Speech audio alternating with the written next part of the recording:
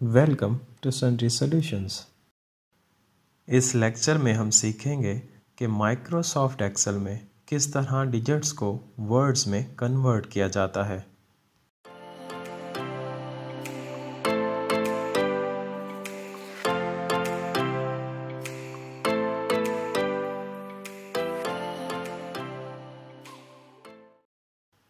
आज के इस लेक्चर में हम सिंगल डिजिट को वर्ड में कन्वर्ट करना सीखेंगे।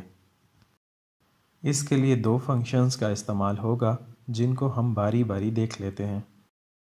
लुकअप फंक्शन, ये फंक्शन सेल में मौजूद वैल्यू को चेक करता है और उसके अगेंस्ट आउटपुट जनरेट करता है। मिसाल के तौर पर लुकअप J1, यहाँ पर इसने J1 सेल को देखना है उसमें क्या वैल्यूज़ हो सकती हैं, जो कि यहाँ पर मैंने मेंशन किया है 1 और 2, और उसके अगेंस्ट क्या आउटपुट होनी चाहिए जो कि आप खुद से डिफ़ाइन करेंगे। जैसा कि यहाँ पे मैंने डिफ़ाइन किया है कि 1 के अगेंस्ट वर्ड्स में 1 और 2 के अगेंस्ट वर्ड्स में 2 लिखा है। चलें अब इसको एग्जीक्यूट कर लेते हैं। अब हम इसको वेरीफाई कर लेते हैं।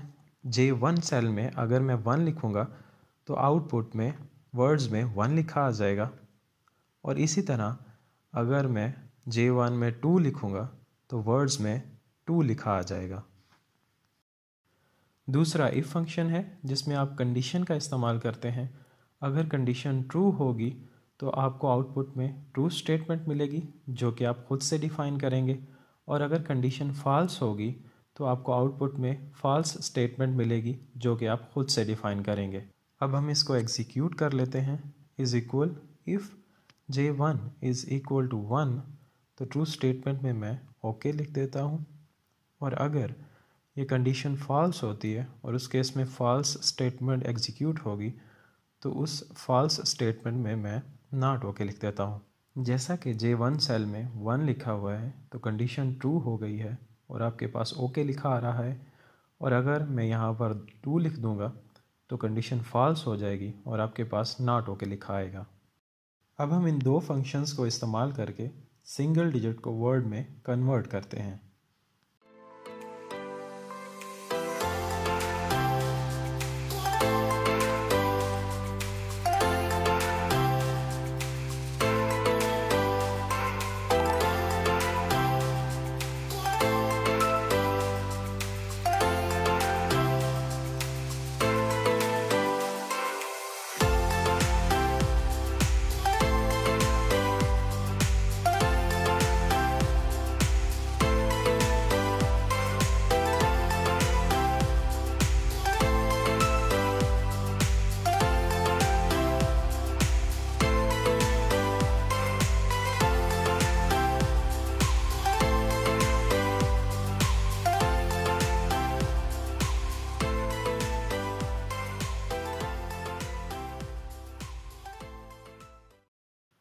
यहाँ पर इफ़ फंक्शन को इस्तेमाल करने का मकसद ये है कि अगर इनपुट सेल में कोई वैल्यू मौजूद नहीं है तो आउटपुट सेल में भी कोई वैल्यू डिस्प्ले नहीं होनी चाहिए।